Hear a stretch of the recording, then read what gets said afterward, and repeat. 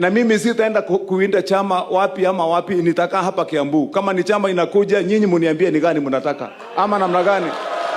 Yes. Muniambie ni hii, alafu sasa wakikuja ile nyinyi mmesema hiyo ndio tutatembea naye ama namna gani.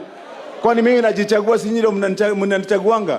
Nitaenda kivyangu kwenda kusema nataka hivi ama nyinyi ndio mnaniambia vile mnataka? Si ndio mnaniambia? Ndio nimesema mimi kwanza, na ile kitu nitawaonesha peke yake ni alama na ishara na ukweli wa kazi ambayo tumefanya. Kazi ndio hiyo, roho ndio hiyo, hivyo ndio tumwambia. Pass ile ticket ya kupita ni kazi peke yake. Hii ingine muhuhu na mdomo na perepere na nini na mushene, hakuna mtu mwenye hawezi piga hiyo mushene ama namna gani.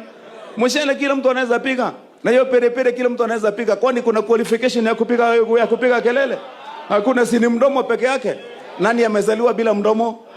Si ni adabu tu inakwambia si wakati ya kuongea, lakini ni wakati ya kunyamaza ama namna gani? Nani hawezi kutukanana? Si unaweza tukanana? Si ni Ukristo tu na ukweli na heshima ya mwingine inakwambia usitukanane saa kwa mtu ama namna gani jameni? Si ndio?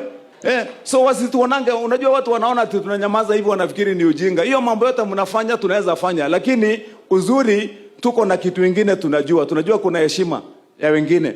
Tunajua ya kwamba kuna Mungu kule juu mbinguni. Na tunajua hii dunia huwezi kuishi peke yako, lazima uishi na wengine na uheshimu. Ama namna gani jameni? Yes.